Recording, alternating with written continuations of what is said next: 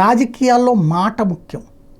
అనర్గళమైనటువంటి ఉపన్యాసం, అదే సందర్భంలో ఏ అంశం మీదనైనా స్పందించే తీరు, అవగాహన పెంచుకోవడం, సుదీర్ఘంగా మాట్లాడగలగటం, సూటిగా సుత్తి లేకుండా ఉండటం. ఇది ఒకప్పుడు అవమానాలు అవహేళనలు ఎదుర్కొన్నటువంటి నారా లోకేష్ మందలగిరి మాలోకం అంటూ బాగా ట్రోల్ అయినటువంటి వ్యక్తి.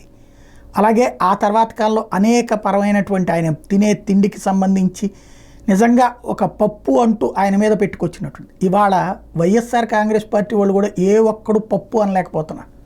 ఎందుకంటే జగన్ కంటే స్ట్రాంగ్ అనేటటువంటి ఫీలింగ్ వచ్చేసింది వాళ్ళకే. ఆ స్థాయిలో లోకేష్ వ్యవహార శైలి, మాట తీరు, శాఖ మీద పట్టు, అదే సందర్భంలో వ్యవహారాల్ని చక్కబెట్టేటటువంటి తీరు. ఇవాళ నెంబర్ 2 అనే కంటే కూడా షాడో ముఖ్యమంత్రి అని చంద్రబాబు నాయుడు గారు సమన్వయం చేసుకుంటుంటే ప్రభుత్వాన్ని నడుపుతోంది ఓ రకంగా నారా లోకేష్. ఒక్క జనసేనకు సంబంధించినటువంటి పవన్ కళ్యాణ్, లేకపోతే కనుక కందుల దుర్గేషు, లేదంటే నాదెళ్ల మనోహర్, ఈ శాఖల్లో మాత్రమే ఏలు పెట్టట్ల. మిగతా శాఖలన్నిటి మీద కూడా సమన్వయం తను జాగ్రత్తగా చేసుకున్నారు. ఆ మంత్రులు కూడా ఆయన నోటీసులో పెట్టుకొస్తున్నారు. ఓవరాల్గా చూసుకుంటే